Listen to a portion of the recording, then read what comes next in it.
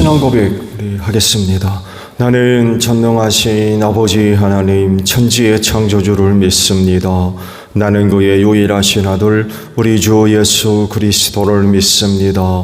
그는 성령으로 잉태되어 동정녀 마리아에게서 나시고 본디오 빌라도에게 고난을 받아 십자가에 못 박혀 죽으시고 장사된 지 사흘 만에 죽은 자 가운데서 다시 살아나셨으며 하늘에 오르시어 전능하신 아버지 하나님 우편에 앉아 계시다가 거기로부터 살아있는 자와 죽은 자를 심판하러 오십니다.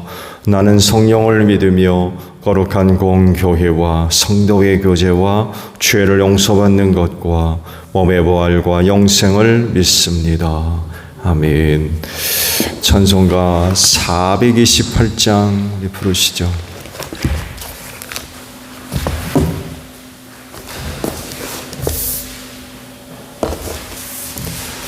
찬송가 428장이에요.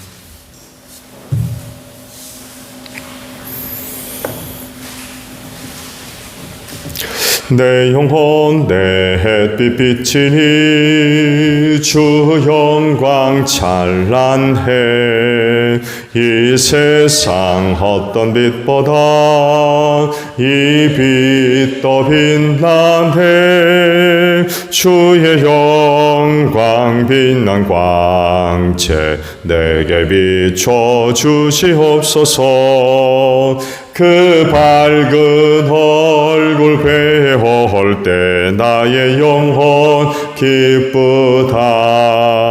내 영혼 내 노래 있으니 주 찬양합니다. 주 귀를 기울이시사 다 듣고 계시네.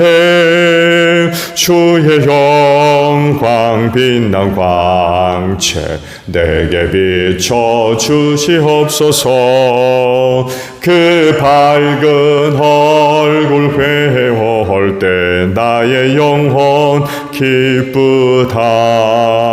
내 영혼 내 범날 되어서 주 함께 하실 때 그 평화 내게 깃들고 주은 내 것 피네. 주의 영광 빛난 광채 내게 비춰 주시옵소서. 그 밝은 얼굴 회할 때 나의 영혼 기쁘다. 내 영혼 내 희락이 있고 큰 소망 넘치네. 주 예수 복을 주시고 또 내려주시네. 주의 영광 빛난 광채 내게 비춰 주시옵소서. 그 밝은 얼굴 회할 때 나의 영혼 기쁘다. 말씀을 봅니다. 열왕기하 8장 16절에서 마지막 절까지 보겠습니다. 열왕기하 8장 16절로 마지막 절이에요. 이스라엘 왕 아합의 아들 요람 제5년에 여호사밧이 아직도 유다의 왕일 때에 여호사밧의 아들 여호람이 다스리기 시작하였다. 그는 32살의 왕이 되어 8해 동안 예루살렘에서 다스렸다. 그는 아합의 딸을 아내로 맞아들였기 때문에 아합 가문이 한 대로 이스라엘 왕들이 간 길로 갔다. 이와 같이 하여 그는 주님 보시기에 악한 일을 하였다. 그러나 주님께서는 자기의 종 다윗을 생각하셔서 유다를 멸망시키려고는 하지 않으셨다. 주님께서는 이미 다윗과 그의 자손에게서 왕조의 등불이 영원히 꺼지지 않게 하시겠다고 약속하셨기 때문이다. 여호람이 다스린 시대에 에돔이 유다의 통치의 반기를 들고 자기들의 왕을 따로 세웠다. 그래서 여호람은 모든 병거를 출동시켜 사일로 건너갔다가 그만 에돔 군대에게 포위를 당하고 말았다. 그러나 여호람은 병거 대장들과 함께 밤에 에돔 군대의 포위망을 뚫고 빠져나왔다. 군인들은 모두 흩어져 각자의 집으로 갔다. 이와 같이 에돔은 유다에 반역하여 그 지배를 벗어나 오늘날까지 이르렀고 그때 림나 역시 반역을 일으켰다. 여호람의 나머지 행적과 그가 한 모든 일은 유다왕 역대 지략에 기록되어 있다. 여호람이 죽어 그의 조상과 함께 다윗성에 장사되었다. 그의 아들 아하시아가 그의 뒤를 이어 왕이 되었다.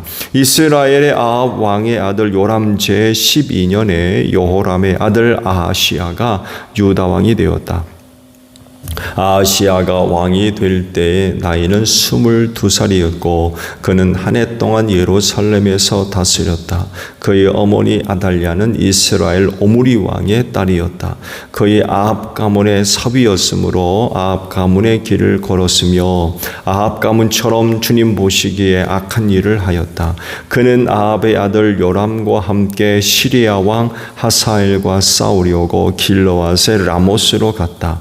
그 싸움에서 시리아 군대가 요람을 쳐서 부상을 입혔다.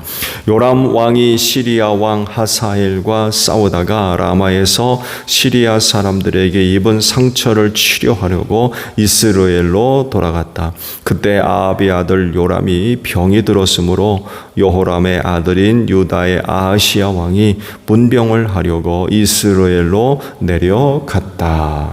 아멘. 오늘은요 19절에 있는 말씀을 함께 나누려고 합니다. 상반절에 있는 말씀이에요. 그러나 주님께서는 자기의 종 다윗을 생각하셔서 유다를 멸망시키려고는 하지 않으셨다라는 말씀입니다. 하나님을 믿고 섬기는 여러 이유 중에 하나는 그분의 그 신실성 때문에 그렇습니다. 신뢰할 만하다는 거죠. 믿을 수 있는 분이다. 그래서 하나님이 말씀하시고 약속하신 것은 반드시 지키시고 또 이루시는 분이 하나님이시죠. 근데 하나님이 이런 분이 아니라고 하면은 그건 믿겠습니까? 사람같이 약속한 거 못 지키고 안 지키고 하는 그런 그 상황이 벌어진다고 하면 그 신으로서 하나님을 섬길 수 있어요? 어려울 겁니다. 그런데 신실한 분이기 때문에 믿을 수 있는 거예요.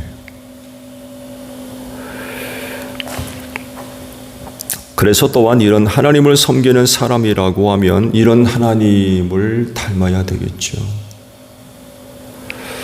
하나님에게만 신실하심을 요구하면서 정작 본인 자신은 신실하지 못하다. 하나님 섬기는 사람이라고 할 수 있겠어요? 이런 사람들에게서 보여지는 특징 중에 하나는 그거죠. 하나님, 당신이 약속하신 거 지키라는 거죠. 근데 본인 자신은 신실하지 않아요. 이건 문제가 있는 거죠. 우리가 하나님의 신실하심을 구하고 찾고 때론 요구하듯 하나님 역시 자기를 섬기는 자들에게 신실함을 요구하십니다. 하나님만 신실하고 우리는 신실하지 않아도 됩니까? 어떻게 생각하세요? 이거 대단히 잘못된 거죠.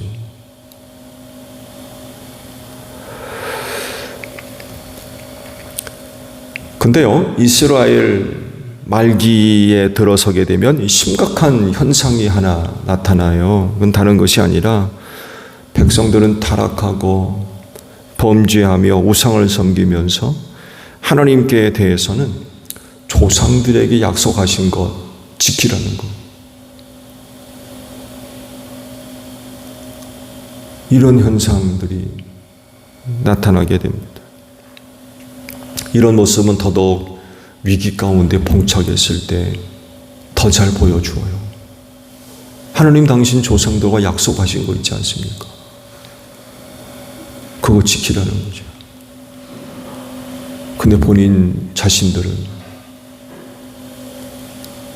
하나님도 섬기지 않고 하나님 대신에 우상 섬기고 말씀에 순종하지 않고 타락한 그런 그 생활을 하면서 하나님한테는 약속 지키러 그런단 말이에요. 근데 결국 망하고 말았죠. 오늘 주신 말씀을 보게 되면 하나님의 그 신실하심을 기록을 하세요. 그 시간이 흐르면서 남유다마저 우상 숭배에 빠지죠. 그 결정적인 동기는 북이스라엘과의 혼인 정책입니다. 혼인 정책을 펴면서 남유다 왕실의 우상 숭배가 시작이 됩니다. 그 혼인 정책으로 말미암아 정치적으로는 안정을 찾았는지 몰라요. 아시듯이 늘 북이스라엘과 남유다 사이에 전쟁이 있었거든요. 늘 전쟁이 있었어요. 이런 전쟁은 결국 국력을 소진하는 그런 그 결과를 초래했고 결국에는 이방 세력을 막아내고 그 나라를 지키는 데 있어서 도움이 전혀 되지를 못했어요. 근데 혼인 정책을 푸니까 싸움이 그쳤어요. 더 이상 둘 사이에 전쟁이 없어졌단 말이에요. 정치적으로 안정을 찾게 된 거죠. 그러면 두 나라가 점점 더 부강해지고 하는 그런 모습이 있어야 되는데 전혀 그러지를 않았어요. 왜 그래요? 영적으로는 타락했기 때문에 그렇습니다. 여러분, 이스라엘 백성들이 정치적인 능력과 힘으로 그 나라가 서는 겁니까? 아니면 국방력에 의해서, 외교력에 의해서 그 나라가 그 땅에 존재하는 건가요? 절대로 그렇지 않잖아요. 그들은 절대적으로 하나님의 은혜로 사는 백성들입니다. 지도를 아시듯이 비옥한 초생딸 지역에 해당은 한다곤 하지만 남쪽으로는 이집트, 북쪽으로는 아시리아나 바벨론 제국과 비교해 보았을 때 이거 전혀 지리적으로도 좋은 그런 그 조건 하에 있는 그런 상황도 아니거든요. 절대적으로 하나님의 은혜로 살한 그런 그 나라요 민족인데 영적으로 타락하고 부패하니까 이거 나라의 미래를 보장할 수 없는 그런 그 지경으로 떨어지게 되죠. 하나님이 버리시는데 하나님이 그들을 위해 싸우시고 그들을 지켜주시고 보호하시며 은혜를 베풀어 주셔야 되는데 우상 숭배하고 타락하니까 하나님이 그들을 싸우는데 그들이 어떻게 이깁니까? 나라가 망할 수밖에 없는 거죠. 결국 그런 위기는 남유다의 결정타가 됩니다. 결정타. 말씀드린 대로 정치적으로나 외교적으로는 안정을 찾았을지는 모르지만 하나님과의 관계는 완전히 무너져 버리고 말았죠. 결정타가 돼버립니다. 그런데 처음에는 남유다에 대한 하나님의 마음은 변하지를 않으셨어요. 그걸 오늘 말씀을 기록을 하십니다. 왜냐하면 다윗과의 약속 때문에 그랬대요. 다윗과 맺은 그 약속, 그걸 지키시는 거죠. 어떻게든 하나님은 그걸 지키시려고 그래요. 그래서 남유다와의 각별한 관계를 끊지 않으세요. 계속 그래도 이어가십니다.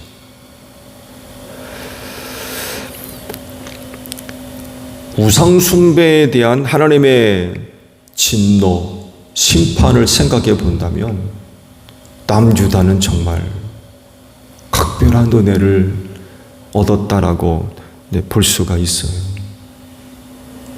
말씀드린 대로 다윗과의 약속 때문에 그러셨어요. 그러나 영원하지 않았어요. 그렇게 한번 약속을 세워놓으셔서 하나님은 어떻게든 그 약속을 지키시려고 끝까지 그래도 진행해 가십니다. 그러나 그건 영원할 수가 없었어요. 남유다가 돌아오지를 않아요. 종들을 보내가지고 회개하고 하나님께로 돌아오라고 그렇게 메시지를 전해도 듣지를 않아요. 그러자 하나님께서 남유다마저 징계하시기로 작정을 하시죠. 결국 북이스라엘이 일찍 망하죠. 북이스라엘이 먼저 아시리아 제국에 의해서 망하고, 원래 북이스라엘 제국은 북이스라엘은 처음 시작한 지 얼마 뒤부터 완전히 우상숭배에 빠져가지고 그냥 아예 흩어버리시죠. 완전히 흩어버리십니다. 북이스라엘에 살고 있었던 사람들 전부 흩어버리십니다. 그나마 남유다가 북이스라엘보다는 좀 더 길이 오래 존재할 수 있었던 거죠. 그게 바로 이제 다윗과의 약속 때문에 그러셨던 거예요. 다윗과 세운 그 약속을 지키시려고 하루 더 기다리시고 또 하루 더 기다리시고 또 그리고 하루 더 기다리시고, 근데 결국에는 돌아오질 않으시니까 바빌론 제국에 의해서 그 나라를 멸망시키셨죠. 이런 하나님을 우리가 볼 때에 신실하신 분이세요. 어떻게든 그 약속을 지키시려는 하나님. 그러니까 우리가 그 하나님을 믿을 수 있는 거죠. 그래서 많은 기회들을 주셨어요. 제가 그렇게 표현했죠. 하루 더 기다리시고 또 하루 더 기다리시고 그들이 돌아오기를 바라시는 거죠. 그렇지만 결국에는 돌아서지 않죠. 결국에는 돌아서지 않습니다. 탕자의 비유에 등장하는 아버지가 바로 하나님이셨죠. 집 나가나 둘째 아들 돌아오기를 기다리시는 아버지, 그 하나님이셨다. 근데요, 마냥 기다리는 분은 아니셨어요. 정한 때가 되면 심판하시는 분이세요.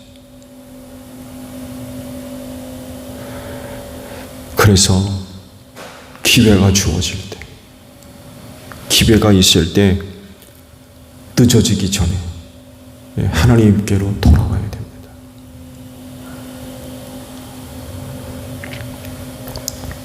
남유다 여호람 왕 때까지만 해도 하나님은 다윗과의 약속을 기억하시고 그걸 지키셨던 그런 그 하나님이세요.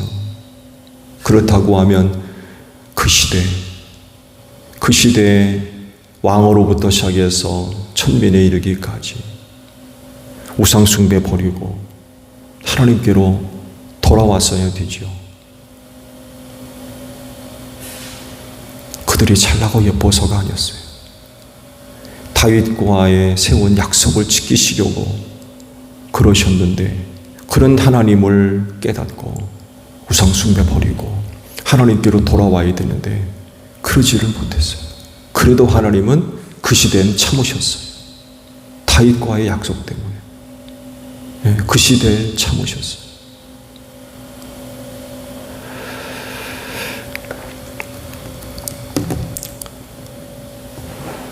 하나님의 약속을 지키시고 백성들은 그런 하나님을 안 섬기는 거예요. 하나님은 약속을 지키시려고 하는데 정작 그 백성은 그 하나님을 버린 우상숭배요. 이 말이 됩니까 이게? 그런데도 하나님은 다윗과의 약속을 기억하셔서 어떻게든 남유다를 살리시려고 그러셨던 분이 하나님이셨어요. 그렇다고 그러면 하나님께로 돌아와야죠. 하나님께로 빨리 돌아와야죠. 근데 그러지를 못했던 거죠. 하나님의 은혜를 구하고 또 하나님의 은혜를 바라며 찾는 그런 그 사람들이라고 한다면 정작 본인 자신도 하나님을 향한 그 신실함을 끝까지 지켜야 될 줄로 믿습니다. 하나님의 은혜를 구하면서 하나님의 은혜를 구한다는 거 이거 뭐예요? 하나님이 약속하신 거 지키라는 거죠. 실행하라는 얘기 아닙니까? 그러니까 우리가 하나님의 은혜를 구하죠. 근데 본인 자신은 신실하지를 못해요. 맞지가 않는 거죠. 이런 모습을 이스라엘 말기 역사 속 살았던 백성들이 보여줬던 그런 모습들이었던 거예요. 이래서는 아니 되겠죠. 신실한 하나님을 섬기는 사람들이라 한다면 본인 자신도 신실해야 됩니다. 무슨 일이 있어도 하나님 버리는 일은 없어야 된다는 거예요. 하나님 앞에 신실한 자들이 되어져야 돼요. 그래서 오늘 하루의 삶도 여러분이 갖고 있는 그 믿는 믿음 잘 지키고 여러분의 삶 속에서 그 믿음이 고백되어지는 귀한 하루가 되시기를 바랍니다. 주기도문합니다. 하늘에 계신 우리 아버지, 아버지의 이름을 거룩하게 하시며 아버지의 나라가 오게 하시며 아버지의 뜻이 하늘에서와 같이 땅에서도 이루어지게 하소서. 오늘 우리에게 일용할 양식을 주시고 우리가 우리에게 잘못한 사람을 용서하여 준 것 같이 우리 죄를 용서하여 주시고 우리를 시험에 빠지지 않게 하시고 악에서 구하소서. 나라와 권능과 영광이 영원히 아버지의 것입니다. 아멘. 기도하겠습니다.